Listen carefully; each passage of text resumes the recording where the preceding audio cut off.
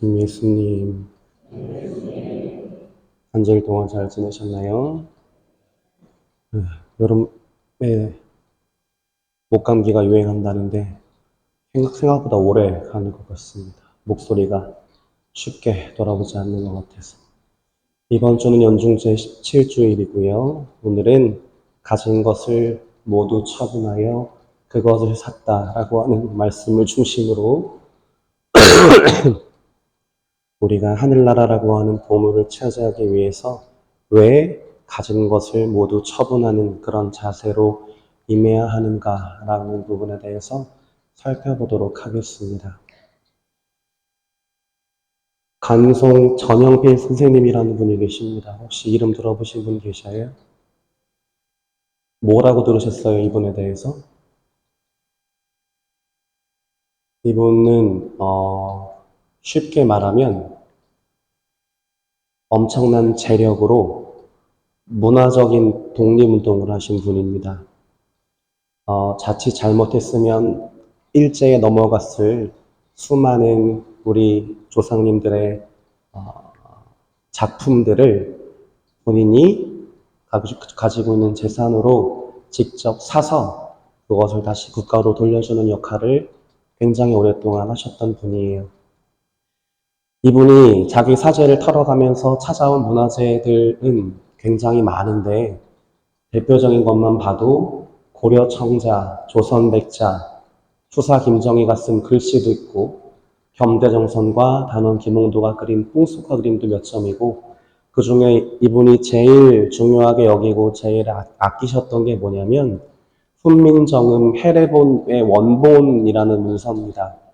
이게 뭐냐면 우리 세종대왕님께서 창제하신 한글이 그냥 다른 거를 베낀 그런 글자가 아니라 인간의 구강 구조와 이 발성 구조를 본따서 과학적으로 만든 글자라는 것을 입증하는 자료가 되는 굉장히 중요한, 그래서 한글의 우수성을 전 세계에 알릴 수 있는 굉장히 중요한 자료였기 때문에 이 전영필 선생님께서 이걸 굉장히 아끼셨고, 심지어 늘 자기 전에 베개 밑에다가 두고 주무시고 6.25 때 피난 가실 때는 그거를 가슴에 품고 혹시라도 잃어버리실까봐 가슴에 품고 피난 가실 정도로 굉장히 소중하게 여기셨습니다. 근데 우리는 이 전영필 선생님의 모습을 통해서 한 가지를 생각하게 돼요. 사람은 어떤 대상이 가지고 있는 참된 가치를 아는 사람만이 그 대상을 지키기 위해서 그만큼의 값어치를 지불할 줄 아는 겁니다. 전영필 선생님은 우리 문화재가 가지고 있는 그 가치를 너무나 잘 아셨기 때문에 당신이 가지고 있는 모든 재산을 다 털어서 그것을 지키려고 하셨고, 그런데 그래서 자기가 얼마나 그거를 소중히 여기는가라고 하는 거는 자기가 그거를 위해서 얼마나 희생할 수 있는가에 따라 달라진다고 볼 수 있을 겁니다. 그리고 우리는 이런 전학필 선생님의 모습을 보면서 나 자신을 돌아보게 됩니다. 전학필 선생님은 문화재를 지키기 위해서 우리 조상들의 그 얼과 정신을 지키기 위해서 당신의 전 재산을 아낌없이 기쁘게 바치셨는데 우리는 과연 우리가 그토록 중요하게 생각하고 언젠가 꼭 가야 할 곳이라고 생각하는 그 하느님 나라를 위해서 얼마나 기꺼이 내 것을 내어놓고 희생하고 있는가? 나는 하느님 나라를 위해서 무엇을 어디까지 희생할 수 있는가라고 하는 부분에 대해서 생각하게 됩니다. 그런데 그런 우리에게 아주 좋은 예시를 보여주는 구약의 인물이 있어요. 오늘 제일 독서에서 읽었던 열왕기에 나오는 솔로몬입니다. 솔로몬은 어느 날 꿈속에 하느님이 나타나셔서 하느님께서 솔로몬에게 이렇게 질문하셔요. 솔로몬아, 내가 너에게 무엇을 해주기를 바라느냐라고 하느님께서 물어보셨습니다.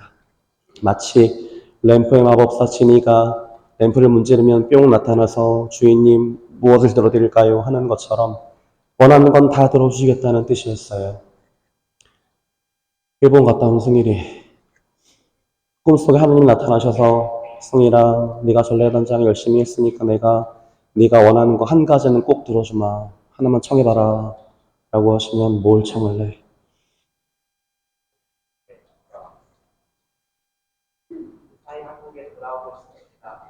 돌아왔잖아, 이미. 어?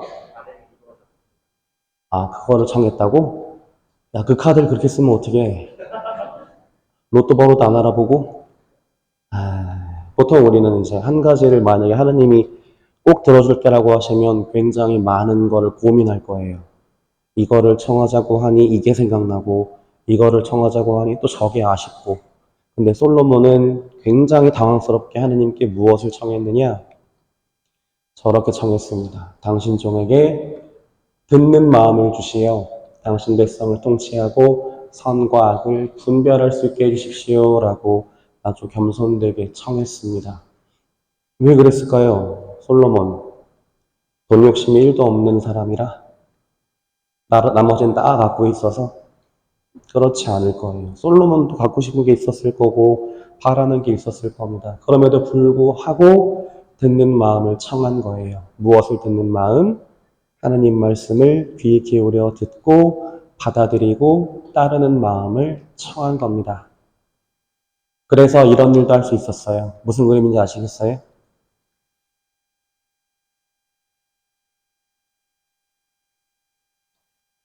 한 아기가 있어요. 두 여인이 있죠. 아기가 한 명은 죽어 있네요. 무슨 상황일까요? 너무 유명한 건데? 이거 모르시면 안 되는데? 솔로몬의 재판.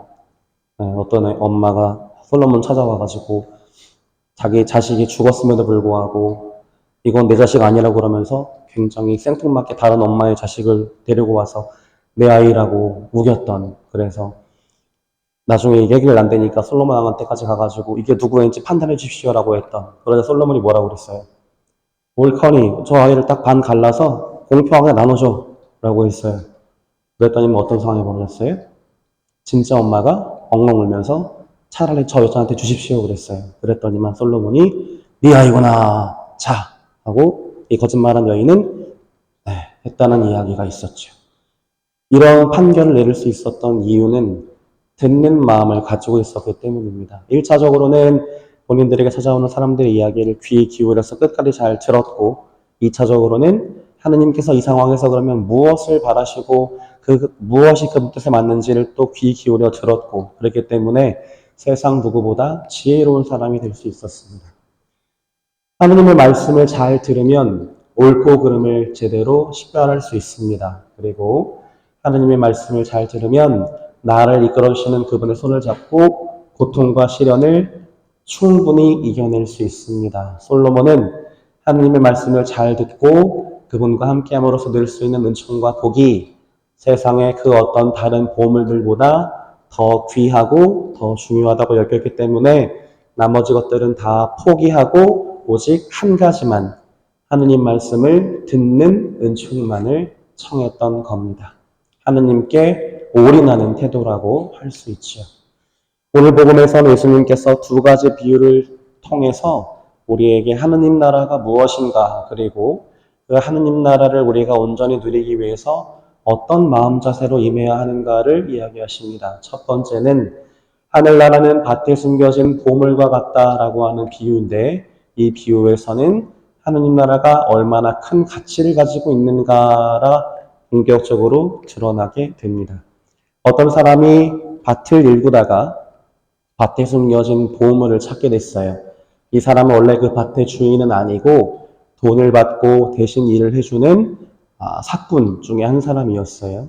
근데 일을 하다가 이제 밭에서 보물을 발견하자 이 사람이 어떻게 했냐면, 그것을 발견한 사람은 그것을 다시 자기가 발견했던 그 땅 속에 잘 숨겨두고서는 기뻐하며 돌아가서 가진 것을 다 팔아 그 밭을 산다라고 말씀하십니다. 우리 한번 일반적으로 생각해 볼까요? 길을 가다가 어느 장소에서 내가 분실물을 주웠어요. 그럼 보통 어떻게 해요? 아주 모범적인 답안은 경찰서에 가져다 줘요 라고 하셔야죠. 근데 보통 이제 그렇게 안 하면 어떻게 해요? 내가 주웠으면 그냥 이것만 가져가면 되잖아요. 이 사람도 보물을 주웠으면 우리 입장에서는 가져가면 될 것 같은데 굳이 밭을 샀다고 합니다. 이게 무슨 말이냐면 그래야만 이 사람이 적법하게 저 보물의 주인이 될 수 있기 때문입니다. 왜냐하면 이스라엘 율법에서는 땅에서 어떤 무엇을 찾으면 그 땅에 묻혀있는 그 모든 것의 소유권은 누구한테 있다고 봤냐면 그 땅의 주인한테 있다고 봤어요. 그리고 이스라엘 백성들은 우리나라 사람들만큼이나 전쟁을 많이 겪었기 때문에 그리고 전쟁을 겪을 때마다 강대국의 포로로 끌려간 일이 많았기 때문에 근데 이제 내가 우리 집을 비우고 끌려가야 되는데 귀족품을 어떻게 해요? 관리할 데가 없잖아요. 그래서 어떻게 했냐면 땅을 판 다음에 거기다가 항아리를 묻어놓고 거기에다가 보물을 숨긴 다음에 다시 잘 덮어두고 본인만 알아볼 수 있게 표식을 남겨놓고 갔던 거예요. 문제는 그렇게 묻어놓고 간 사람이 유배가 끝날 때까지 못 돌아오고 거기서 죽어버렸어요. 이제 이건 어떻게 돼요? 이런 상황이 이스라엘에서 많이 발생했던 모양입니다. 그래서 뭐라고 정해놨냐면 그 땅에서 발견하는 그런 보물의 소유권은 그 땅의 주인에게 있다라고 아예 못을 땅땅 박아놨어요. 그래서 이 사람은 자기가 가진 모든 것을 팔아서 그 밭을 삼으로써 합법적으로 그 보물의 소유권을 가지는 노력을 보여줍니다. 그만큼 그 보물이 자기에게 가치 있고 귀하다고 생각했기 때문이겠죠. 네, 이것은 우리에게 한 가지 비유를 말씀하시는 겁니다. 우리가 신앙생활을 하면서 그 기쁨을 온전하게 누리기 위해서는 내 성향에 맞는 거, 내가 좋아하는 것만 콕 집어서 할 수 없다는 뜻이에요. 나는 미사는 싫어. 근데 난 그냥 하루에 5분씩 기도하는 게 좋아. 그럼 이제 기도만 하시는 분이 계셔요. 또 어떤 분은 난 미사가 좋아. 다른 건 귀찮아. 미사만 하시는 분도 있어요. 그러니까 일정 모든 부분 신앙인으로서 지켜야 할 의무가 굉장히 여러 가지가 있는데 그런 것들 두루두루 지킴으로써 그 안에서 뭔가를 종합적으로 누리시는 게 아니라 내가 성향에 맞고 뭔가 내가 꽂혀 있는 것만 탁 지켜서 그것만 하려고 하시는 분들이 있는 거예요. 근데 예수님께서는 우리에게 그래서는 안 된다라고 하시는 겁니다. 밭에 숨겨진 보물을 갖고 싶었던 그 사람이 그 밭 전체를 사야만 했던 것처럼 신앙생활한 우리가 그 기쁨을 온전히 누리려면 일부가 아니라 그 의무 전체를 해야만 한다라는 걸 말씀하시는 거고 또 한 가지는 그렇게 내가 얻은 이 하느님 나라의 보물의 가치는 내가 가지고 있는 그 모든 것들을 다 내어주어도 될 만큼 큰 가치를 지니고 있다라고 우리에게 말씀하시는 것이기도 합니다. 두 번째 비유는 무엇을 이야기하시느냐? 하늘나라는 좋은 진주를 찾는 상인과 같다라고 하시면서 그 하느님 나라의 기쁨을 누리기 위해서 우리가 어떤 노력을 해야 되는가를 이야기하십니다. 조금 힌트가 아까랑 다르죠? 아까는 하느님 나라가 보물과 같다라고 그랬는데 이번에는 그러면 우리가 앞에랑 똑같은 식이면 하느님 나라는 진주와 같다라고 해야 되는데 진주를 찾는 상인과 같다라고 말씀하심으로써 우리에게 다른 관점을 이야기하시는 거예요. 어떤 진주 상인이 값진 진주를 하나 발견하자 어떻게 했냐면 가진 것을 모두 처분하여 그것을 샀다라고 이야기하고 계십니다. 근데 이 구절은 가만히 생각해 보면 여러 가지가 이상해요. 일단 뭐가 이상할까요? 이 사람은 상인이에요. 상인은 뭐 하는 사람인가요? 물건을 가장 싸게 사서 가장 비싸게 팔아서 이윤을 제일 많이 남겨야 되는 사람이에요. 근데 이 사람 지금 어떻게 하고 있어요? 값진 진주를 발견하긴 했어요. 그럼 이제 우리는 뭘 해야 돼요, 여기서? 그 원주인한테 물어봐야 돼요, 뭐를? 얼마예요? 물어봐야 돼요. 두 번째 단계는 우리 꼬꼬마 친구들은 바로 얘기하던데 가격을 물어봤으면 어떻게 해야 돼요? 깎아야 돼요. 그치, 깎아야지. 이거 현금으로 하면 얼마예요? 뭐 아니면 무슨 빚이 돼요? 뭐 그런 거 물어봐야지. 최대한 깎은 다음에 사야 되는 거예요. 근데 지금 이 사람 어떻게 하고 있어요? 가격 물어봤어요? 안 물어봤어요. 그러고선 갑자기 다짜고짜 집에 가서 가진 거를 다 처분해서 주는 거예요. 도무지 우리의 상식으로 이해되는 모습이 아닙니다. 상인의 모습이 아니에요. 근데 이 모습을 통해서 예수님 우리에게 무엇을 말씀하고 계시느냐? 이 상인이 그럴 수 있었던 이유는 그 진주를 비싸게 팔려고 산 게 아니었기 때문이에요. 이 사람의 꿈은 상인으로서의, 진주 상인으로서의 꿈은 세상 그 누구에게 내놔도 뒤지지 않을 만큼 귀하고 가치 있는 진주를, 세상 최고의 진주를 내가 꼭 가질 거야 라는 마음으로 산 거예요. 그래서 이 사람은 그 진주를 가지는 자기 일생의 유일한 목표를 이뤘기 때문에 나머지는 필요가 없었어요. 그랬기 때문에 아낌없이 줘버릴 수 있었죠. 마찬가지 우리도 하느님 나라라고 하는 우리가 가장 소중하게 여긴다는 그것을 내가 진짜 얻기 위해서는 그만큼의 대가를 지불해야 된다라고 하는 뜻이기도 하고, 우리가 그 하느님 나라를 얻을 수만 있다면 그 이외의 것들은 어차피 다 하느님 나라 가지고 갈 수 있는 것도 아니고 이 세상 끝나면 사라져버릴 것들은 부질없는 것들이니 저희 이제 나 이거 필요 없습니다 라고 우리도 하느님 나라를 위해서 말할 수 있어야 된다라고 하는 뜻입니다. 그래야만 내가 찾은 그 진주가, 내가 발견한 그 신앙의 기쁨이 하늘에 쌓은 보물이 된다라고 하는 뜻입니다. 사람마다 신앙생활을 하면서 누리는 기쁨의 크기가 달라요. 누구는 신앙생활을 하면서 너무 큰 힘을 얻습니다. 저는 그리고 제 삶을 굉장히 많은 부분을 바꿔놨습니다 하는 분이 계신가 하면, 어떤 분은 저는 도대체 이거 왜 하는지 모르겠습니다. 참 의미도 없는 것 같고 시간만 아깝고 그렇습니다 라는 분들도 계십니다. 그 차이가 어디서 올까요? 왜 어떤 분은 너무 신앙에 의미 있고 기쁘고 삶의 힘과 위로가 되는데, 왜 어떤 분은 저는 너무 이거 별로인 것 같고 의미도 없고 참 무미건조해요. 왜 그런 차이가 생길까요? 그 차이는 제가 지난 10년 동안 아주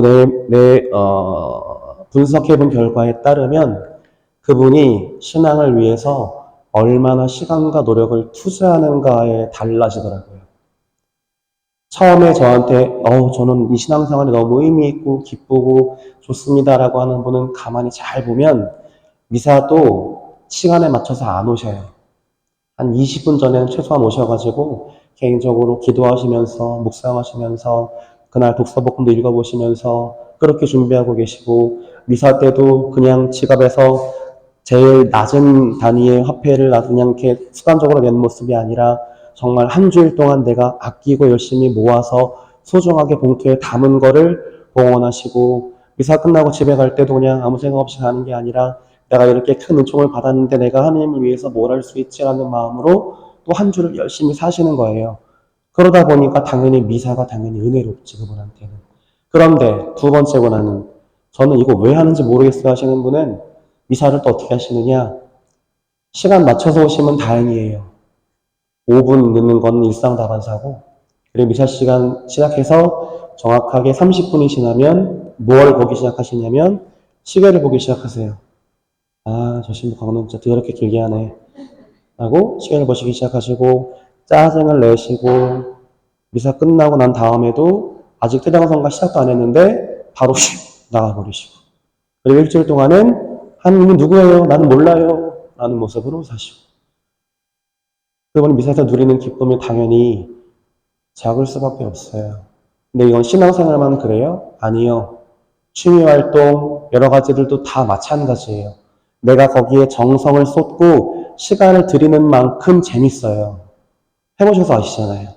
근데 우리는 왜 이 신앙에 있어서만큼은 최소한으로만 투자해서 최대한으로 가져가려고 하실까요? 하느님을 위해서 일주일에 1시간 내는 것도 그렇게 힘들어 하시면서, 하느님 이번에 저 이것만 들어주시면 제가 나중에 열심히 하겠습니다 라고 나중에 지키지 못할 약속을 하실까 라는 이야기를 우리에게 예수님은 하고 계시는 겁니다.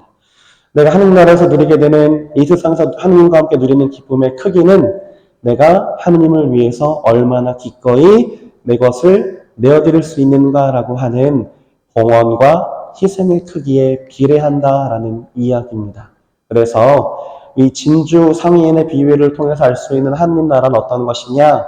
어떤 물질이나 장소의 개념이 아니라 우리가 하느님의 뜻을 온전히 받아들이고 전적으로 따름으로써 하느님과 완전한 일치를 이루고 하느님이 누리시는 기쁨이 내 기쁨이고 하느님이 느끼시는 행복이 내 행복인 상태를 예수님께서는 하늘나라라고 이야기하시는 거예요.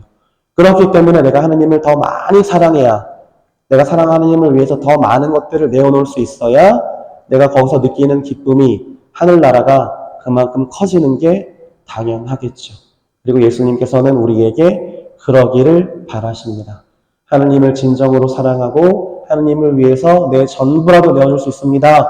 라는 마음으로 살아가기를 예수님 우리에게 바라시고 하느님은 그런 우리의 희생과 봉헌을 더 큰 사랑으로 갚아주신다라고 우리에게 이야기하십니다. 신앙은 최소의 가치를 지불해서 하느님으로부터 최대의 이윤을 얻어내려고 하는 거래가 절대 아닙니다. 신앙은 하느님과 함께하는 기쁨을 내가 최고로 여기면서 나라고 하는 존재 전체를 저렇게 하느님께 내던질 수 있는 의탁이며 신뢰입니다. 그래서 한번 이번 주에 나 스스로의 신앙을 좀 돌아보시면 좋겠어요. 나는 무슨 이유로 신앙생활을 하고 있는가? 나에게 하느님과 함께하는 그 기쁨은 무슨 의미가 있나? 그리고 나는 그 기쁨을 얻기 위해서 삶 속에서 구체적으로 어떤 노력들을, 어떤 희생들을, 어떤 봉헌들을 하고 있나라고 하는 것들을 한번 찬찬히 돌아보시면서 이번 한 주만이라도 내가 그런 노력들을 더 열심히 해서 하늘나라의 기쁨을 더 크게 느껴보시는 한 주 되시면 좋겠습니다.